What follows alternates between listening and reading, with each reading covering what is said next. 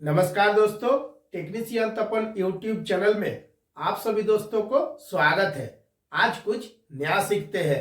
दोस्तों, बहुत सारा फ्रेंड जो है वो प्रोसेस में काम करता है, तो सभी का एक रिक्वेस्ट है कि जो आपका इंडक्शन फर्नेस है, इसमें जो आपका सिलिका रेबिंग मास से पैचिंग और लाइनिंग किया जाता है, इसके ऊपर भी अच्छा से वीडियो बना के समझा दीजिएगा। तो हम सभी अभी मेट्रोलॉजी इंजीनियरिंग पास किए हैं, तो हर एक एक पॉइंट हम सभी को समझ में आ जाएगा। दोस्तों, जब आप प्रैक्टिकल में काम करते हैं इंडक्शन फर्नेस में, तो जिस तरीका से हम यहाँ पे डायग्राम बना के रखे हैं, प्रैक्टिकल में अगर आप मिला के देखते हैं तो सेम टू सेम आपका मैच हो जाएगा। जब आप प्रैक्टिकल में काम करते हैं तो इसमें बहुत सा डाउट आ जाता है। जब आप प्रैक्टिकल में काम कर रहे हैं तो सबसे पहले क्या डाला जाता है, एक आपका फर्मा डाला जाता है। तो जब भी आप फर्मा को अच्छा से देखिएगा तो क्या रहता है कि जो आपका ऊपर तरफ है ये थोड़ा सा बड़ा रहता है और नीचे तरफ आपका थोड़ा सा छोटा रहता है। किस लिए रहता है ना, जो आपका नीचे तरफ क्या रहता है ना, बॉटम रहता है। नीचे का जो मसाला होता है जिसको हम लोग सिलिका रेबिंग मास बोलते हैं, थोड़ा सा मोटा का जरूरत पड़ता है, क्योंकि जो आपका लिक्विड मेटल है ये हमेशा क्या होता है, नीचे तरफ ही कंटिन्यू रहता है। तो नीचे का जो मसाला है वो थोड़ा सा ज्यादा कट जाता है। किस टाइप से कटता है ना, इस जगह में जब आपका लिक्विड मेटल है तो यहाँ पे आपका सिलिका रेबिंग मास है, तो यहाँ का टेम्परेचर भी आपका ज्यादा होगा, तो धीरे धीरे ऊपर के मामले में नीचे थोड़ा सा आपका मसाला ज्यादा कट जाता है, यानी कि थोड़ा सा पतला ज्यादा होता है, ये ज्यादा टेम्परेचर के चलते। अब ये आपको अच्छा से समझ में आ गया है कि जब हम इंडक्शन फर्नेस में अच्छा से नॉलेज बनाएंगे तो सबसे पहले एक एमएस यानी कि फर्मा का उपयोग किया जाता है। जब आपका फर्मा का अलाइनमेंट सही हो जाता है, अलाइनमेंट मतलब चारों तरफ से इसको एक जैसा बनाया जाता है कि जब हम मसाला इसके साइड से डालेंगे तो चारों तरफ से बराबर मसाला घुसे, यानी कि जो आपका फर्मा है ये एक आपका क्या है, एक साइज में आ गया है। अभी जब हम इसको रखेंगे तो कैसे रखेंगे, बीचों बीच रखेंगे, इसीलिए इसको क्या बोला जाता है, एक अलाइनमेंट करना पड़ता है। अगर आप अलाइनमेंट नहीं करिएगा तो कहीं आपका ज्यादा हो जाएगा, कहीं आपका कम हो जाएगा, और चारों तरफ से अगर बराबर रहेगा तब कभी भी कोई दिक्कत नहीं होता है। तो जो आपका पहले पुराना फर्नेस था तो इसमें आपको क्या देखने के लिए मिलता था कि एक होता है आपका पैचिंग और दूसरा होता है लाइनिंग, और इसके बाद आपका कॉइल कोटिंग होता है, इसके बाद आपका कॉइल रहता है। अभी के डेट में ज्यादातर आपको पैचिंग देखने के लिए नहीं मिलेगा, आपको ज्यादातर साइड लाइनिंग देखने के लिए मिलेगा। तो आखिर ये साइड लाइनिंग क्या होता है, पैचिंग क्या होता है, और साइड लाइनिंग में जो आपका बॉटम है इसको क्यों नहीं तोड़ा जाता है, ये सब भी आपको नॉलेज अच्छा से बनाना है। जब आपका पैचिंग होता था तो उस टाइम किस टाइप से किया जाता था ना, कॉइल कोटिंग के बाद आपका लाइनिंग किया जाता था, फिर लाइनिंग को रख दिया जाता था। जो आपने फर्मा डाले हैं इसको अलाइनमेंट करके इसके बाद यहाँ पे सिलिका रेबिंग मास का मसाला डाला जाता था, यानी कि हर बार आपका लाइनिंग तोड़ने का जरूरत नहीं पड़ता था। सिर्फ साइड साइड से जितना % मसाला कट गया है इसी को अच्छा से साफ सफाई करके और जो पैचिंग का मसाला है इसको तोड़ के दोबारा फर्मा डाल के फिर मसाला भर दिया जाता था। तो इसमें क्या होता था कि और थोड़ा ज्यादा लाइट देखने के लिए मिलता था। अभी भी कभी कभी आपको क्या देखने के लिए मिलेगा, हॉट पैचिंग देखने के लिए मिलेगा, यानी कि फर्नेस आपका रनिंग कंडीशन में है तो चारों तरफ से जो लिक्विड मेटल आपका चिपका हुआ रहता है इसको धार बारी से, देखिएगा धार बारी मतलब एक सरिया रहता है, इसका मुंह में पूरा धार बना दिया जाता है। प्रैक्टिकल में जब आप काम करिएगा तो इसको हमेशा धार बारी के ही नाम से बोलेगा।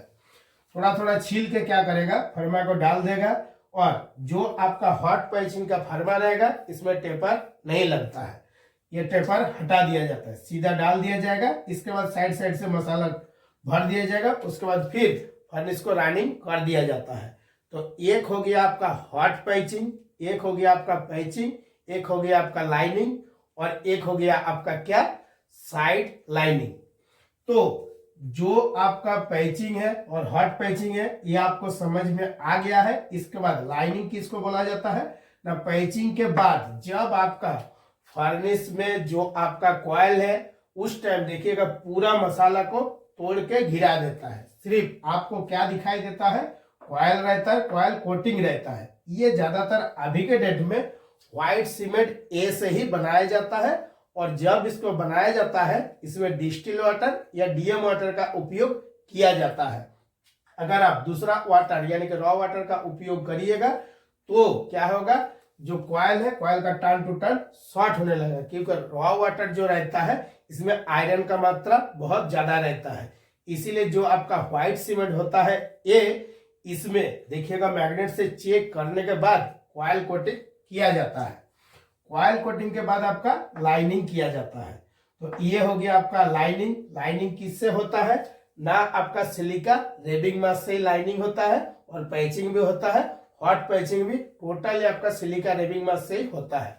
पुराना जितना भी फ्रेंड है पुराना बहुत दिन से काम कर रहे हैं तो देखिएगा पहले जो आपका सिलिका रेबिंग मास आता था इसमें बोरिक एसिड मिला हुआ नहीं रहता था।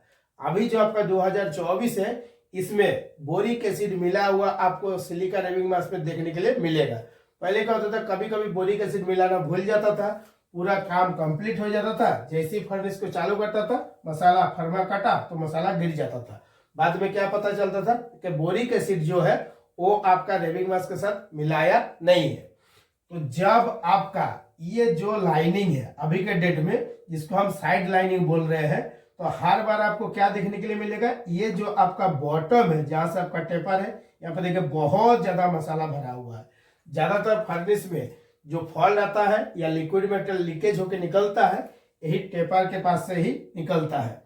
अगर आप अच्छा से ठीक से चेक नहीं करते हैं कि जो आपका बॉटम है वो कितना परसेंट कट के नीचे तरफ आ गया, जब बॉटम कटेगा तो लिक्विड मेटल जो है कॉइल के नजदीक आने लगता है।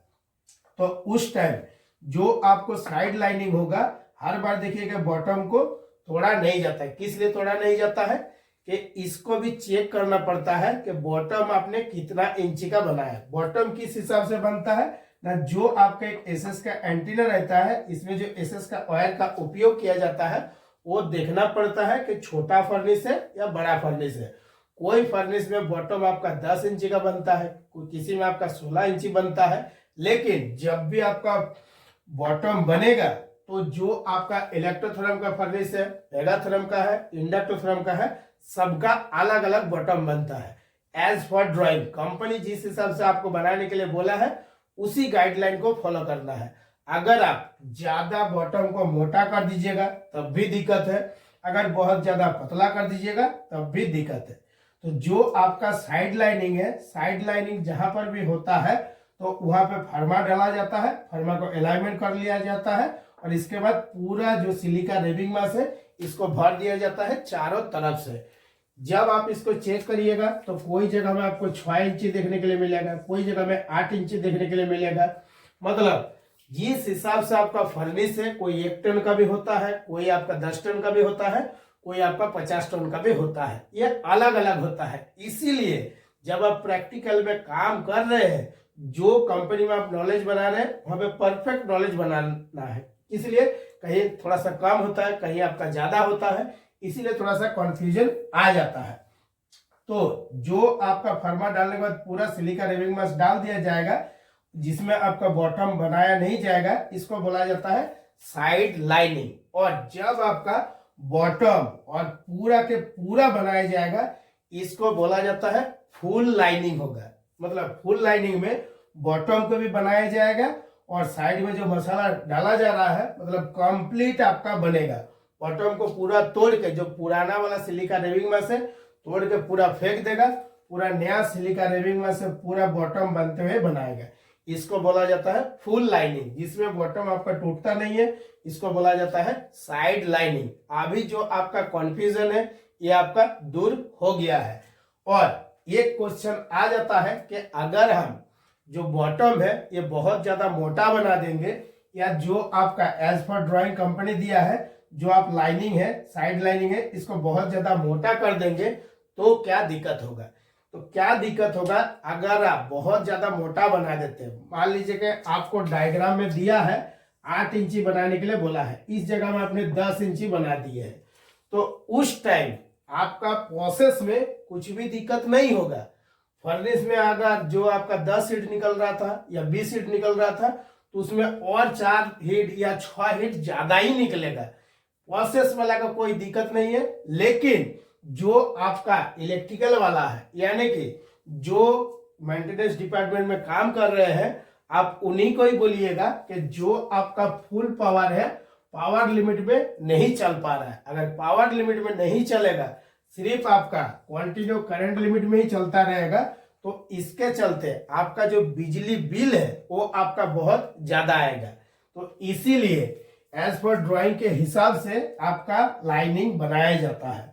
तब क्या होता है, जैसे आप सेंटरिंग हीट चालू करते हैं थोड़ा देर के लिए तो आपका फुल पावर में चल नहीं पाता है, धीरे धीरे जब आपका लिक्विड मेटल होते होते ऊपर तरफ आता है तब तक आपका जो वोल्टेज है, करंट है, फ्रीक्वेंसी है, एम्पियर है, सभी बैलेंस में हो जाता है और आपको फुल पावर में चलते हुए देखने के लिए मिलता है।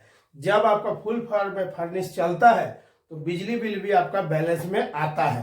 पर हीट में कितना यूनिट आ रहा है इसका भी एक कैलकुलेशन होता है। किस टाइप से, अगर हम 25 टन का फर्नेस चला रहे हैं तो पार अगर 25 टन माल आ रहा है तो एक हीट में कितना यूनिट बिजली बिल आ रहा है इसको भी कैलकुलेशन करके देखना पड़ता है। जितना कम बिजली बिल से आप चलाइएगा उतना बेटर रहता है।